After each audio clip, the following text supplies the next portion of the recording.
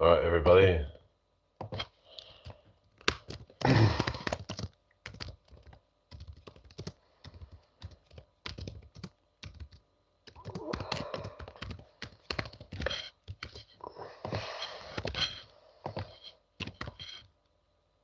All right, we're back. How are you doing tonight? Hope you're all well. So, got a poll up on screen now. So, yeah, hope you're all doing well. So I'll come back on for a little bit, but not got much else to do. So I just checked in on some live streams and stuff, but yeah, I tend to do more of my own thing these days, but I should probably try and make sure to, show my face on different live streams, show some support to others, So you got to do, try and spread that, positivity and just, make sure that you're helping others out, Pay it forward, as they say, Send out love to everybody, Right, I hope you're all well tonight.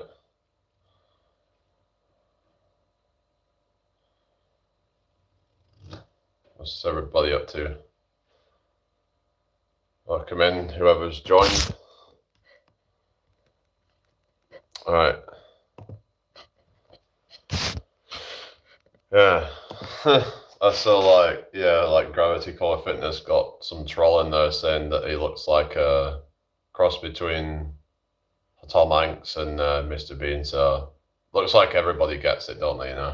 Everybody gets some annoying kind of shit. But it is what it is. Thank you for the like, whoever that is. You gotta take the rough with the smooth, they say. Hello, El Picasso. Yeah, I will be sleeping in a bit, but I'm not actually tired, Actually, all right. But I will be sleeping in a bit, though. Yeah, I'm like a superhuman, But I do need some sleep. But yeah, I can get by on like a few hours of sleep. Hello, Ariel. No, it's 1:48 a.m. right now. Yeah, 1:48 a.m. If anyone's ever watched Big Brother, but there used to be this voiceover guy that was like 1:48 a.m. in the Big Brother house. Oh yeah, hello, Gwesta. How you doing? Ariel says OMG. What? And about the voice or something? Yeah, it's the old Big Brother voiceover guy. Day 48 in the Big Brother house. Thank you for the like. I thought Fernie was supposed to be coming back tonight, but oh well.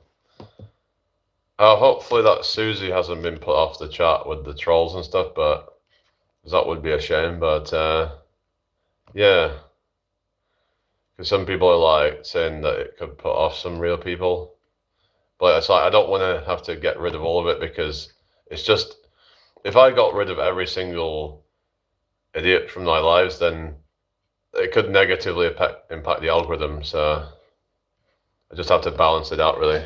Hello, Adele Moser. What do you want to know? What is a shame? Go on, what's that? When you going to get a mod? I don't know. I used to have mods, but I got rid of them all. I'm going to remain single forever, says Tysina. Okay, well, do whatever's right for you, You got to do what's right for you at the end of the day, haven't you, So if that's right for you being single, then hello, Reese. I'm all right. I'm not looking for mods right now, but thank you anyway. Yeah, I was just looking into like things such as immune pressures and how this argument that over use of antibiotics might actually be bad for causing things like immune escape. Hi, Drew. Where's your cash? I don't know. Lucy Coffee, how you doing? Good to see you again.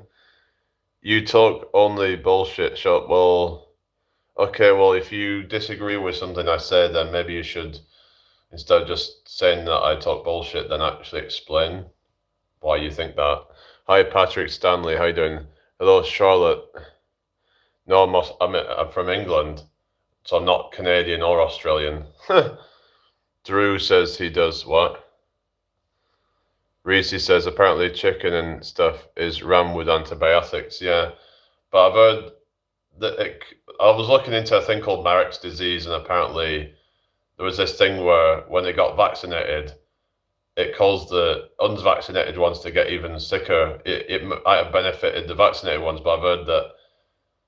So some people were suggesting that a similar thing could have happened with the 2020 virus, with like immune pressures and stuff, and how it could cause the viruses that partially kind of escapes to be able to kind of basically, because they were stressed out, that what happened is then they adapt to that. So there's that problem there. Some argue that we should probably have only, this is my opinion, that only give the elderly and the immunocompromised these injections potentially, because some argue that mass vaccinating might actually lead to immune escape. So anyway, hello Loyal, what you saying? Hello. Is this channel only meant for? I mean, it's for anybody, as long as you're respectful, as long as you're good people, you're welcome to this channel. So what I'm saying is, yeah, like what you talking about camp? What are you talking about, Loyal? What's going on in here? Anyway, that sometimes the things that people try and do to, it's like it can have the opposite effect sometimes. Sometimes we have to be careful. When it's like we're playing God with like nature and stuff, and we're trying to do artificial immunity and things like that. We have to be very careful what we're doing, because there can be unintended consequences of these sorts of things. Can we just get out of here with all the racist comments and stuff? Greetings from Germany. Hello. How are you doing? Okay, just what's going on in here? I'm just going to get rid of all the nonsense. Hello, Curried God. Hello, Reba Fluff. Oh, God. What are you on about? Hello, Evie Smith. What are you on about? What's going on in here? Already it's getting ridiculous. Thank you for the likes, everyone. Yeah, so I was just saying about, because I was looking into this like theory on evolution and suggesting that the Darwinian theory might be incomplete.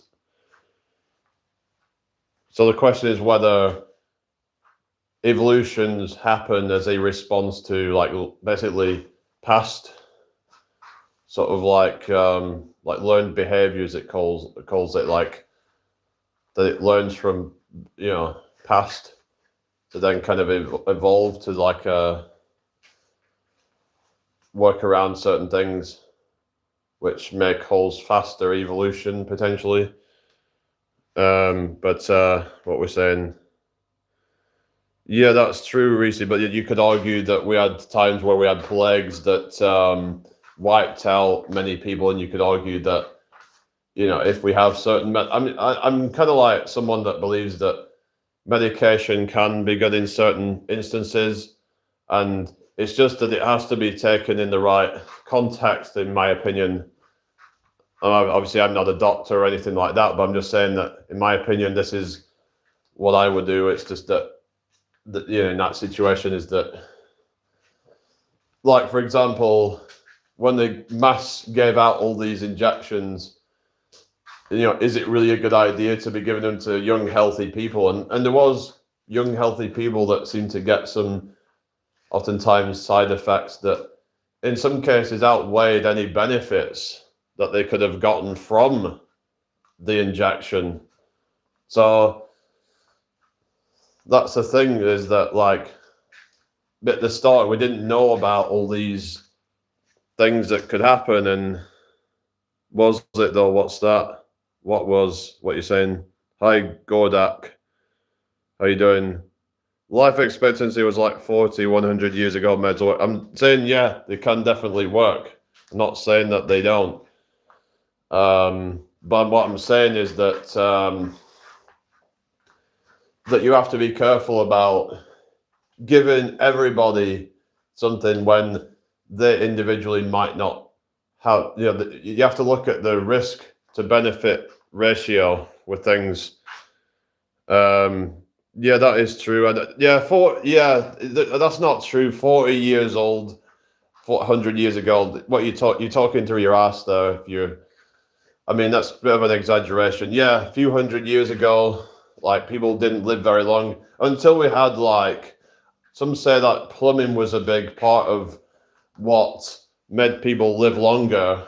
Like, it was just a lot of relatively modern infrastructure and things like that. And obviously medicines have helped that, definitely.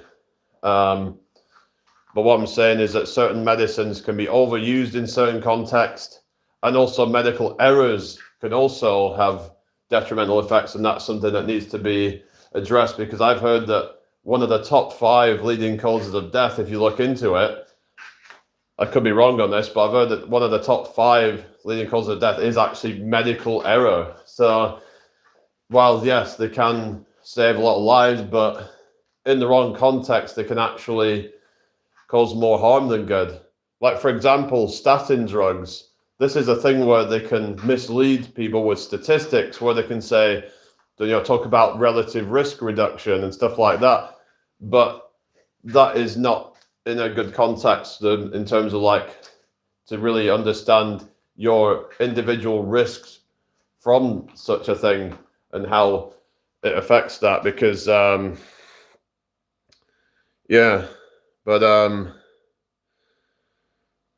but it's, what I'm saying is that, yeah, certain medicines can be good, but I think one of the problems could happen where people start to rely too much on a lot of this allopathic medicine that oftentimes buffers symptoms and stuff like that. And we need to look more into things like, lifestyle interventions and stuff like that, because, for example, you're getting all these people starting to take these weight loss drugs. Okay, well, have you tried to maybe exercise more and live a healthier lifestyle? Because I feel like if you aren't addressing this, yeah, you could argue about, quality of life and all that and whatever, but the thing is that I think that people should try to do things naturally as much as they can, because usually that's the best way. But if absolutely necessary, then okay, then you need to take medicines or whatever.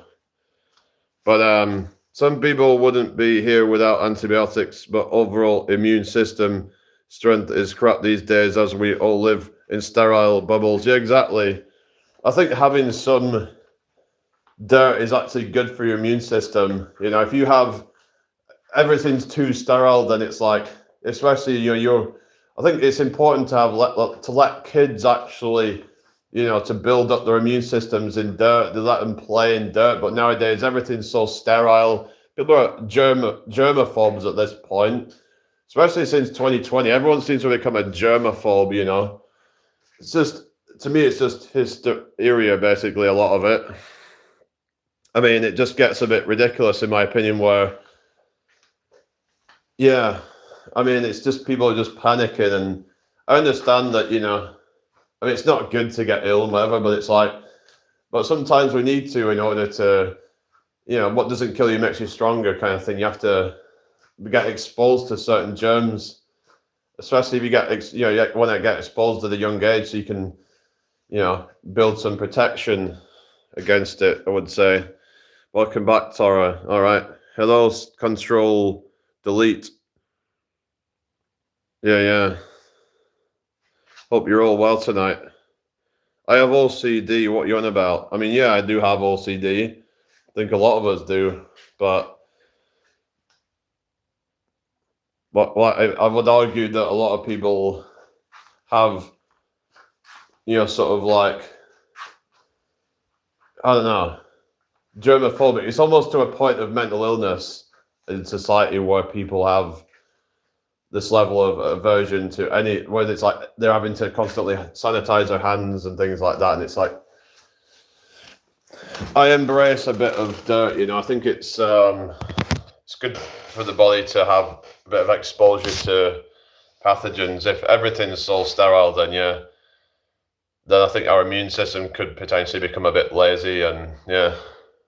We saw with like the lockdowns and stuff, and when we come out of lockdown, the immune system had become lazy. So when you caught the common cold again, it could knock you for six.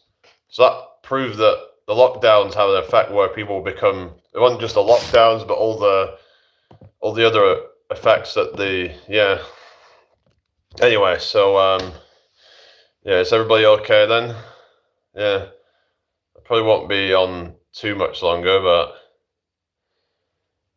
customers or future customers or what you're saying. Yeah, I think everyone probably has some sort of OCD really. It's just some people, I guess it's just more pronounced than others.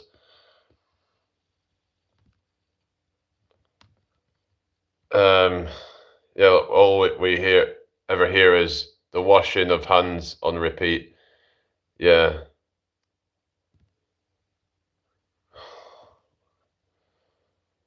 What you're on about. OCD is much more than that. I didn't talk about saying that it's much more than that. I mean, I have other things that whatever. I'm just yeah. But they have our best interest. Oh yeah, of course. Of course, the government has our best interest at heart, right? You were saying that I have OCD. I mean, yeah, I do a lot of like fidgeting at my beard and shit like that. Just anyway. Yeah, I hope you're all well anyway. Hit that like button. Thank you. I got 7 likes. Cool.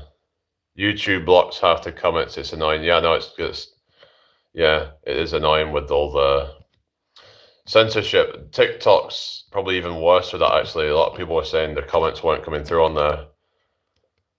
Yeah, what's part of my character? Well, doing this, it's like an OCD trait. Like it's what's called obsessive compulsive disorder, but I wouldn't say it's a disorder though. It's just because disorder has negative connotations to it. So yeah, so I would agree in terms of like I wouldn't really call it a disorder. It's just a difference. It's just a quirk. A disorder implies there's something wrong with you, and when you have that mindset, then yeah, it's not good. Hello, Kuluku says I have OCD, and saying that everybody has so a bit of OCD just shows that you don't really know what OCD is. What I'm saying is some people probably have it worse than others, or more, not worse than others, but more pronounced than others. I mean, it's like when people say everyone has autism, which is probably true in a sense of like everyone has some symptoms, but then some people have more symptoms than others, more pronounced symptoms. Everyone's on a spectrum, but some people are more severe than others. Do I hold any crypto now? Really, I don't really believe in all that. For many, yeah, not everybody. Everyone's different. Depends on how bad. Some people get really bad with like OCD. It's like with autism. Some people have it really bad to the point where they can't live independently, whereas some people they can live normal lives. So everybody can't be all lumped into the same box with it, really. It's like a spectrum. It's like ADHD is similar as well, I believe. Some people it's more extreme than others. It's just yeah. Anyway. Anyway. Um I hope you've had a good day, everybody. And what don't you believe in with the crypto? I just think it's like kind of like gambling. I see it as it's just too volatile for me, really. Like if I was to invest in something, I'd rather invest in something more stable, even if it's I know people say low risk, low return, whatever, but I just couldn't be doing with all the anxiety of it jumping up and down in price and all that. Some things I just feel like are too kind of volatile. I'd rather it be something that's like more stable, whether that be some kind of stock or whether that be like an index fund or maybe even property investments might be an option as a way of a stable thing. But obviously everyone's different, and some people find ways of mitigating risk through dollar cost averaging and stuff like that. But I still would be a bit kind of skeptical about it because it's just there's different cycles and stuff, and you never know when to buy in necessarily. But yeah. True, my sister's fellow lost 100 grand because he left his computer running by accident when he was at work. What is that, in crypto or something? Do you have any collections, like coins or comics? I used to collect toy cars when I was a kid, but don't know what happened to them. I think my uncle took them or something. He probably sold them. Yeah, I had like hundreds and hundreds of them. Oh yeah, crypto, that's shit, isn't it? So how did they lose 100 grand just by leaving their computer running? How did that happen? I don't know. I don't get that. How can that cause you to lose that? I don't know how it works, but yeah, 100k loss. That's crazy. That I think my dad was saying that his friend was gonna put money into crypto, like into Bitcoin, before it blew up, and he's gutted because apparently he could have become a millionaire or something if he'd have put it in at that time. Because around, say, before it blew up in like around 2020, wasn't it? And there was like it shot up like multiple times the value very quickly. Hello, Nomad Heroes. Gold is an all-time high, yeah. But then some say that you shouldn't buy when it's at an all-time high. Some say you should buy in a dip. But you never know when it's the right time to buy. Because even if you buy it in a dip, you don't know when the dip's gonna. I don't know, it's one of those things, it's just there's never a perfect time to buy in, is there? Like you can keep analyzing stuff and then it's like you just never know, do you? Hello, Aiden. Okay, whatever. There's a lot of money out there for young people. Yeah, it is true. There's a lot of ways of making money. There's even things like, don't know if anyone's ever looked into a thing called matched betting or arbitrage betting. It's not like very sustainable, but you could say take advantage of some of the, like the promotional offers and make some money from that. There is ways of doing it without it really being gambling as such. And the good thing about it, because they see it as gambling, it's not taxable.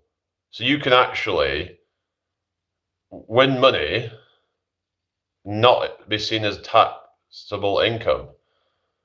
So that's one way you can actually legally earn money tax-free. So there you go. That's, yeah. So what you would do is you would do what's called a back bet for a certain outcome, let's say a football match, let's say, right? And then you would, what you call a lay bet, which is to bet against that outcome. So you bet on the opposing side, or you would bet that team to lose or something. So what you would do is those two would cancel each other out, and you would just basically get whatever the bonus that you got given at the start, that would be. But if you went to some exchange, then they would take some fee from that. But what's the live about? We talk about all sorts of stuff with Jay Sorin. Currently, I'm just talking about ways of making money for young people. What is it? I was talking about like match betting and stuff like that. It's about juggling eggs while. Okay, what you want about? Oh goodness. So basically, yeah, like so it's not something to look into. I mean, apparently there's not as many offers now as there used to be. Another thing that you could look into, I mean, I don't know. I remember I was talking to someone and they said don't do it, but like bank account switches, some people have done that and made some money off that. Hello, Bree Nofi, how you doing? Hello, Rolex. So, how's it going? You all right? What's your name, everybody? Make sure you subscribe if you're new here. Thank you for the likes, everybody. Hello, terrific. Good to see you again. What was your name again? So yeah, what do you guys think?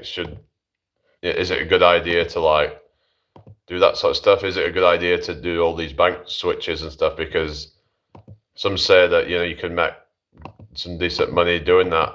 It's obviously not a sustainable thing, but there's banks where they might say give you £100 if you put in say £1,000 for a few months. Like for example, there was other ones I've seen, but they might be a bit dodgy. Like where, for example, if you put money into if you put a certain amount of money into like a stock, like app or something, and they'll actually give you free stocks worth a certain amount of money, and then it might be a random amount of money, and then you have to leave it in there for a certain amount of time, and then you can just cash out. But you got to be careful with things like that because some people might end up losing money over that sort of stuff.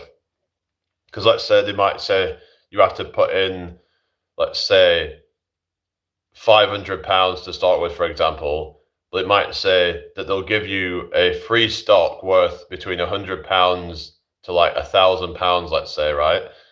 You might be, oh, that sounds good. But then let's say if you got a stock that was £100, what if that stock ended up I don't know, it's just, there's a chance that these things could just plummet in value and stuff like that. So you have to really make sure you look into everything, really. And obviously, this is not financial advice and all that, but yeah, never really been bothered about money, to be honest. I have a kid now, though, so it's different. Yeah, I get that. That's more your focus, right? When you have kids, it's that becomes your main priority, right? Hello, Smile More Gaming. How you doing? What's your name? If you're new here, make sure you subscribe. Everyone says XRP is the next big thing. Really? Yeah, they keep on going on about all sorts of things. Oh, such a thing's the next big thing. I don't know. XRP, that's Ripple, isn't it? Some cryptocurrency. So only what's that? When I said do you vote in elections, only 34% have said yes. I suppose if there's some children in, I don't know if there's like how many of them are like eligible to vote and stuff, but I'm quite surprised at the low numbers of people. 34% yes, and 66% no. So that's like 1/3 basically have said yes, 2/3 no. Quite surprised at those numbers actually. Yeah, I thought it would have been at least over 50%, but don't know shit about crypto. Yeah, I'm not really that well up on crypto. It's just, I don't know. I don't want to be like doing stuff that I feel like is more like gambling. I'd rather put money into an actual, something that's going to be more guaranteed returns.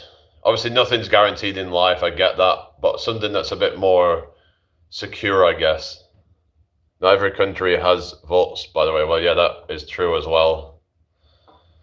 Yeah. Okay, see you later. But I mean, how many of those people are also in this live right now? Anyway, you don't need to know anything, even just buy 100 XRP and hold. Are you on about like, what are your thoughts on crypto staking then? Because some people do that. I guess if you're intending to hold it long term, then it might be a good idea to. But then again, I'm not okay, whatever, Jackie. Have you got nothing good to say then, or are you just gonna keep on spewing negative crap or something? Whatever, If you don't like it, then why are you even here? Why are you bothering?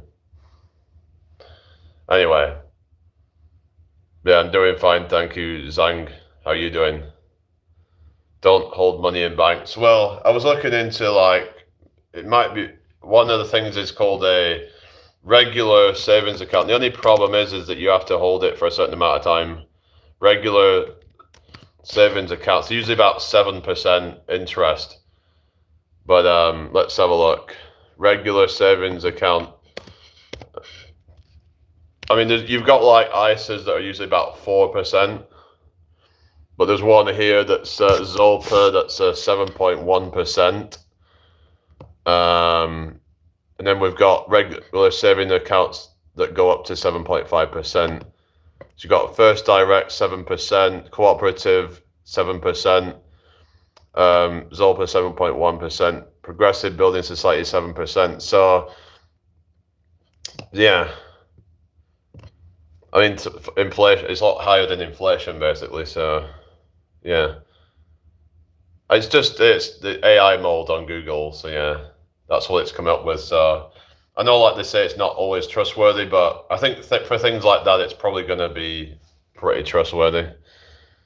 I mean, buying silver and gold can be a good idea long term, but yeah, it depends on how long. I mean, maybe if you're just using it as like a kind of retirement fund or something like that. Some people might like the idea of having gold and silver as a way to kind of prevent you from like spending money just like, because it might be tempting to just blow your money. So it might be a good thing to like hold it in some kind of asset like gold, silver, or some other type of asset, or maybe putting it into some kind of stock or whatever, because that way it's not too tempting to just spend all that money. You have it locked away in some way that's not too accessible. So it might be good for that, just for that reason. What you say, Mick Lloyd?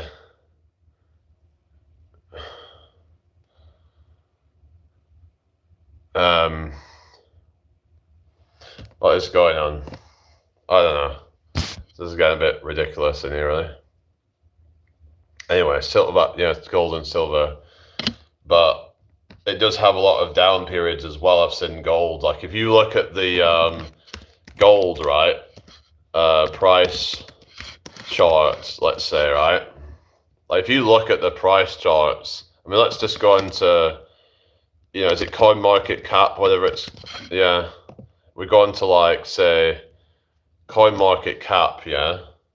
And then we look at the price of gold, for example, and we look at it for like over years and stuff like that. Is it coin market, whichever one anyway, so, no, not coin market cap. What's the other one? Let's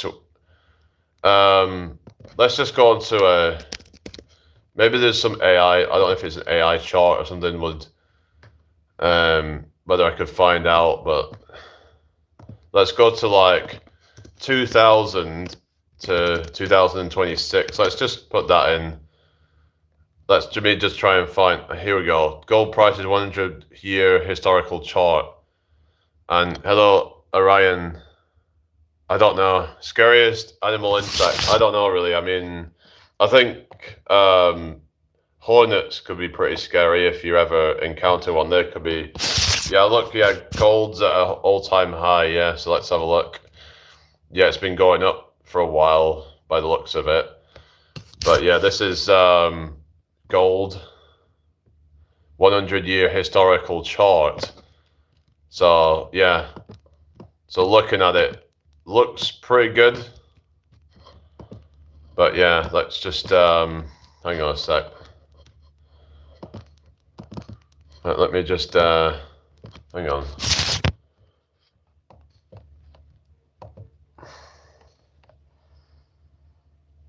Don't trust AI chatbots; they're not accurate. Yeah, they're not always accurate. It's probably best to just kind of cross-reference things look at different sources to get a better idea of things. I'd love to invest in gold, but my peers tell me it's not the right time as it's an all-time high. Is that true? Well, this is what I was saying before about if you buy at an all-time high, there's a chance that it could drop it down a lot in value and then end up like, but you could argue that there's never the perfect time to invest. Like we don't know how long it could go up for, so, but yeah, currently it's it's at an all-time high. But if you look at like historically, you had periods from say 1980, it was at $618 but then it dropped down to just over $300, and then it dropped even more down to like under $300, about $250 in 1999. So it was actually going down for a while from 1980 to 1999. Buy it when it's low and sell when it's high. Isn't that how it's worked? Yeah, supposedly. But the thing is that, you know, I don't think there's a perfect time to buy, but yeah. So should one wait until it drops a little to invest? Well, some might say the whole dollar cost averaging thing, where what you would do is invest a bit over time. So what you would do, right, is you could put a bit in now, and then if it goes up in price, just sell that bit of it or something.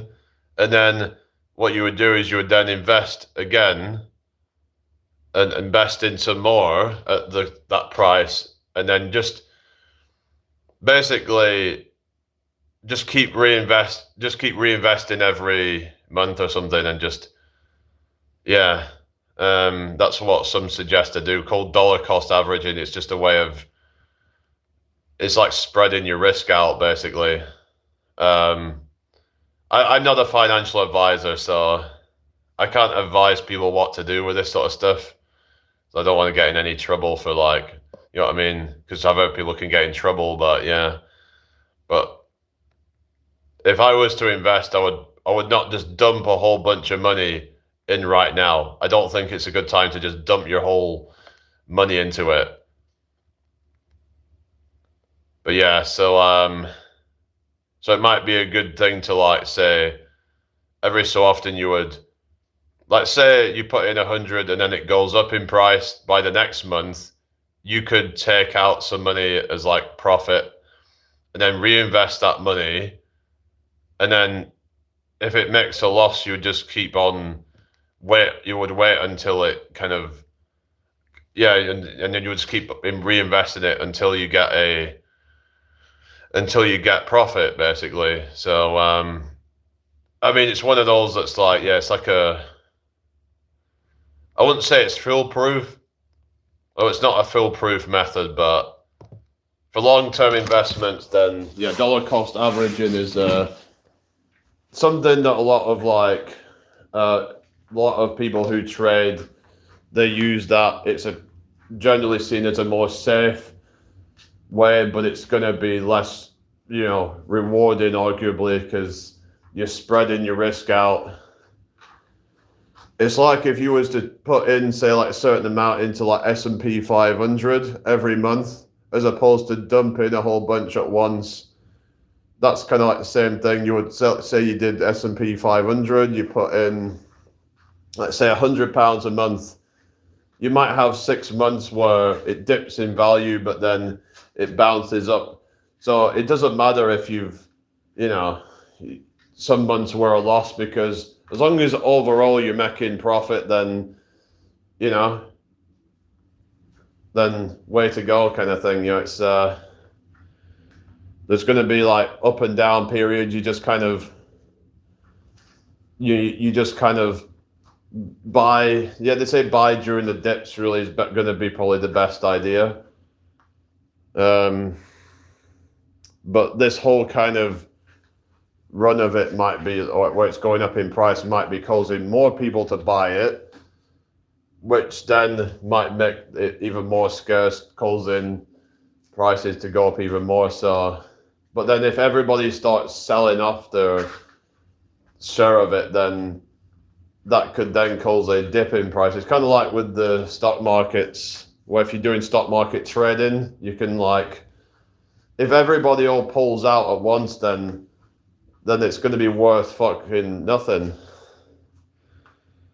So yeah, it's like when crypto, if everyone just pulls out their investments, then that's going to tank the price of it, because the price is based on, a lot of it's on, how much people invest in it. If no one's investing in it, then it's not going to be worth anything, is it? So it's investment is like, it's faith based, a lot of it, isn't it, really? how much faith you put in that currency or that resource or something, right? Do you have faith that it will continue to go up in value, like with the S&P 500 of it? Do you have faith that the Fortune 500 companies are going to continue to go up in value? If everyone stopped believing in that, they would actually tank in value, because so it ends up kind of becoming like almost like a self-fulfilling prophecy in a way, you could argue. That it becomes like, if everybody believes in those companies, well, they're more likely to continue to go up in value. But if everyone all pulled out and, stopped believing in them, then they're going to crash. So it goes to show sometimes, like say, a collective consciousness believing in a reality can actually affect the reality in a way. I don't know if everybody believed it was going to rain, would it rain? Maybe not. I don't think things would, because then again, because it's like with weather forecasts and things where people believed it was going to rain and then it didn't. So I don't always believe it's possible to have collective consciousness affect an outcome. You're getting dizzy now. Hope you're all well tonight anyway. Hello, King Pathan. Okay, thank you. Thank you for the likes, everybody. XRP will doctron BTC by market cap. Really? We'll have to see about that, but it's going to be hard to beat Bitcoin, isn't it? Unless Bitcoin has a fall. But yeah. Seemed like Ethereum and was it Litecoin seemed to kind of become a bit irrelevant.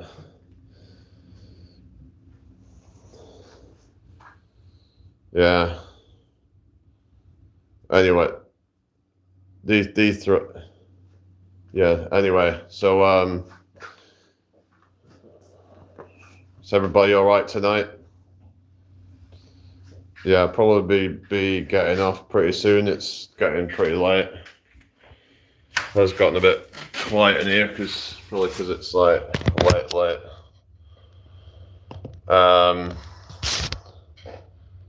Yeah. Yeah, like and subscribe, everybody, if you haven't already. I'm good, can't sleep, keep burning up. I know why you keep burning up. So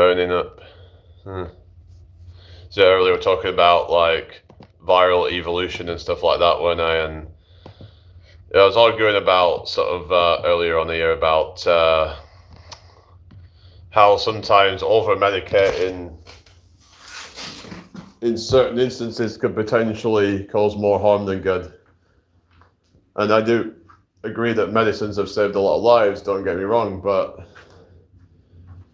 we have to be very careful of what we're doing when we're, and of course there's doctors that, they are, trained and all that, but it's like even they can make mistakes, even they can think they're doing the right thing and might be withdrawals. Oh no. All right. But yeah, we just got to I would just say be skeptical of institutions and things because sometimes they don't always have our best interests at heart, Sometimes there might be certain institutions that will deliberately put out certain medications and not really give people all the information on things like side effects and things like that. Oh yeah, hormones. Yeah, hormones. There's a band called Maximum the Hormone. Yeah, it's a Japanese band. Yeah. This reminds me of that.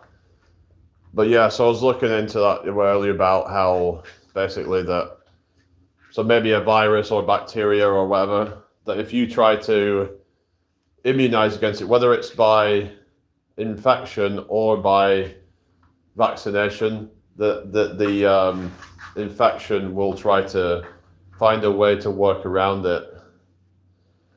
So this can happen with antibiotic resistance. and they were saying how that can happen from like all these antibiotics that they give to like to agriculture. Or really, James Bond, the on about with the voice or something. So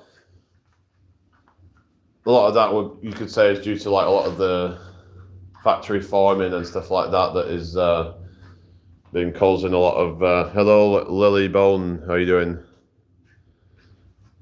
Welcome in here.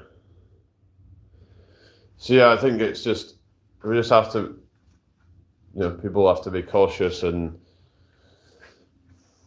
consider all the possibilities of things really, and because yeah.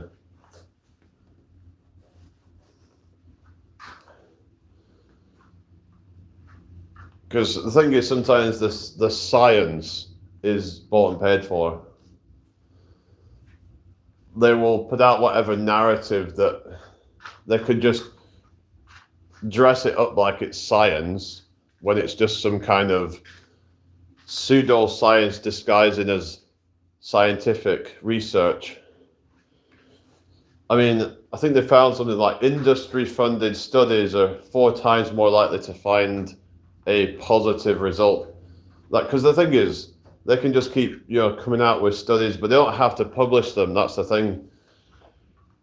You could say that they should have to publish them, but it's like that they don't have to publish them.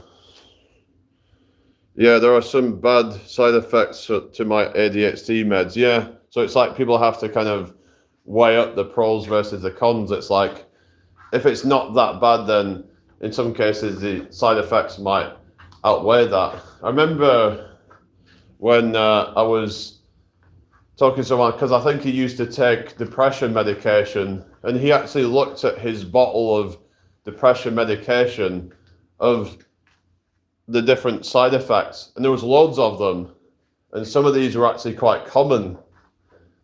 So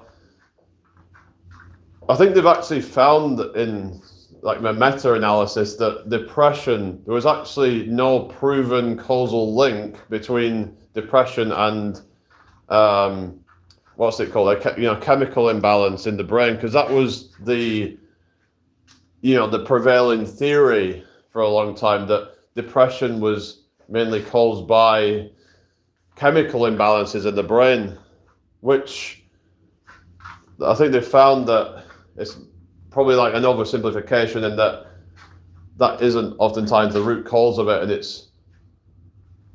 there's a lot of other things that trigger it. It could be things like past traumas, it could be things like life situations, and it could be a lack of purpose in life. It could be, there's so many different factors, even things such as work-related stress, or there's a lot of factors that can go into it. But it seemed like a way of like getting people to be prescribed with all these, SSRIs. It's like, oh, if you've got depression, it's a chemical imbalance in the brain, so therefore you need to take SSRIs for the rest of your life now. So like O.T. Collins. So I'm talking about things like SSRIs, like I think it stands for selective serotonin reuptake inhibitors, I think it's called, which basically means that it's supposed to increase serotonin by preventing it from basically it's hard to explain, but there are a lot of depression medications, but a lot of them are based on the idea of it being some kind of like chemical imbalance basically. But then there was this like bombshell analysis that challenged that notion that that's the cause of it. Some suggested that serotonin went down along with depression, not caused by it. That it was more of a kind of not a causal link, but just a correlative thing where it was found to have basically, yeah.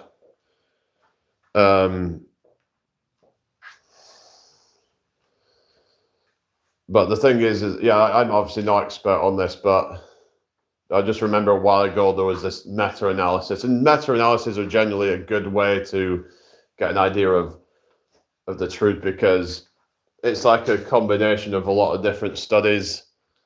So yeah, some studies might not be perfect, but chances are there's going to be a lot of good studies in there, and if you can combine different studies together with different methodology of the studies, different types of studies, randomized controlled trials, placebo controlled trials, things like that. And if they all seem to be pointing to a similar direction, then I think that's a pretty good indicator of what's going on. So what's that amphetamine? Oh yeah, that's the thing, is people taking meth. I remember there was what was it? Well, there was that Clavicular said he pretty much admitted to taking basically meth. I mean, it's basically it's like drugs are being so normalized, these type of drugs. It's like you've got all these kids taking, like, I mean, he's literally I think only about 20 years old, I think, something like that, and he's been taking this for a while now, apparently. Now, he might say does it for his whatever reasons, but when you're putting this stuff out there to the public, you know, people might start following along with that. Yeah, if it's prescription, but there's literally people out there who are, you know, getting influenced into taking stuff without even being prescribed. It starts getting dangerous, and yeah, it's like when people start doing things like bone, breaking to get taller, leg lengthening surgery they call it, because they feel like they're too short or something. So they're doing some like really drastic things in order to fix a problem that was probably never a problem to begin with, because they just had this bad self-image. Oh, they're only 5'9", so they need to get above 6 foot tall. Well, is it really that big of a deal? There's a lot of other things that you can do, and it's like, is it worth taking those risks? So yeah, it's just I don't know, but there's literally a lot of people that are taking all these street drugs now, and it's just, yeah. But I don't know, it's just, was depression really that big of a thing until a few decades ago? I'm just wondering what the hell's going on with the mental health these days. We've got arguably the best, kind of like standard of living we've ever had, but yet we've got the most amount of depression, it seems, we've ever had. So what is going on? Is it something changed in society that's led to this? Because I just feel like we need to try and get to the root cause of why is it that everyone seems to be having some kind of mental health. Has it always been this way and it's just been suppressed, or has something really changed in the recent decades? It's like, yeah, people are more open on mental health now, but a lot of people just got on with life back in the day. They would just do what they had to do, and then they would come home and they had their, have their family, the unit, and all that kind of stuff, and a lot of people just kind of just appreciated simple things in life. I don't know. Is it a lot of it down to like comparison and people feeling like they're falling behind? Because I think that could affect people's mental health, is this whole social media thing of being constantly exposed to people who it seems like they're doing way better than you. Oftentimes they rent everything and they're just lying to people. So is this a lot of it? There's also things like body dysmorphia. There's also, it's part of it could be people don't feel connected like they used to. Even a lot of jobs now, they don't really feel like they're connected to an actual deep purpose in life. They don't really feel like they're really contributing in any way that is meaningful, even if they do have a job but they're so detached from any sort of like customer in a lot of cases that hello, Resio Luke, nice to meet you. How you doing? People just searching for dopamine GM put on a show when they don't. I suppose just wasn't as much awareness. I mean, people with mental health used to be locked up in mental institutions. I don't know, it's just like, there might be some truth to that, but is it possible that things have gotten worse in recent years and that isolation, I think, has a big effect on people, I believe. There's a lot more isolation now, a lot less community. I think it's a lot easier to have good mental health if you feel connected to a community, you feel you have that support, also feeling that you have some kind of purpose and belonging. So it's isolation has done me the world of good. I mean, maybe for you on an individual level, but I'm talking about on a society level, and I think there has been some research on this that suggests that isolation on the whole is not good for mental health. But yeah.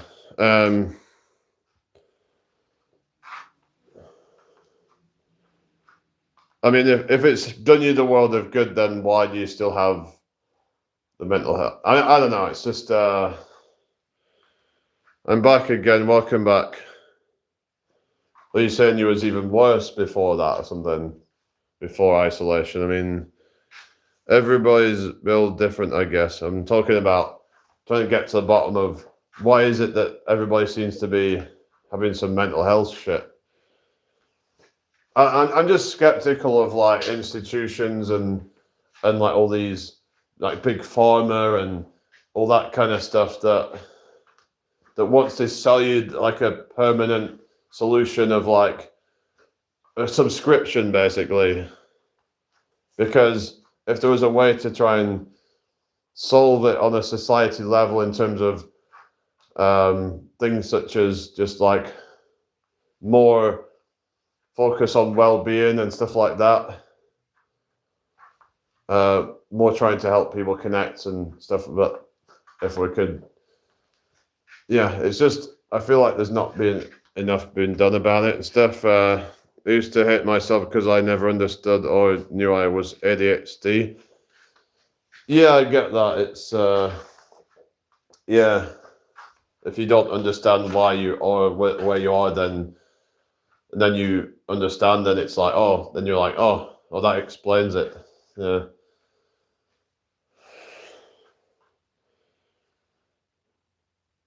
Hi, Javid. Okay. Okay. I'm gonna be getting off in a sec, but yeah, I was told I was depressed and given meds that made me worse. So are you saying that you still take meds, or are you saying that you're... So what are you taking now then? You said, I know you were saying that you had ADHD meds or something, and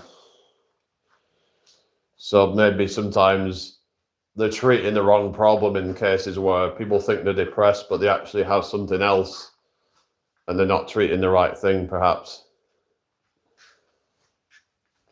And then when someone actually has depression, that maybe in some cases that lifestyle interventions might have been a better strategy in some cases, as well as just kind of more things such as CBT and stuff like that to help them deal with certain issues, whether if they have low self-esteem and stuff like that, because low self-esteem that can lead to a sense of like, because I was talking before about the ego and how the ego, if you have a low ego, that can lead to depression, I believe.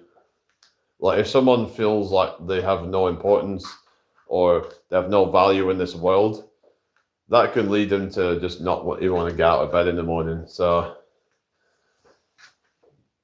I think that we have to sort of, having a ego that is delusional is not good. Hello, Sunday, welcome back.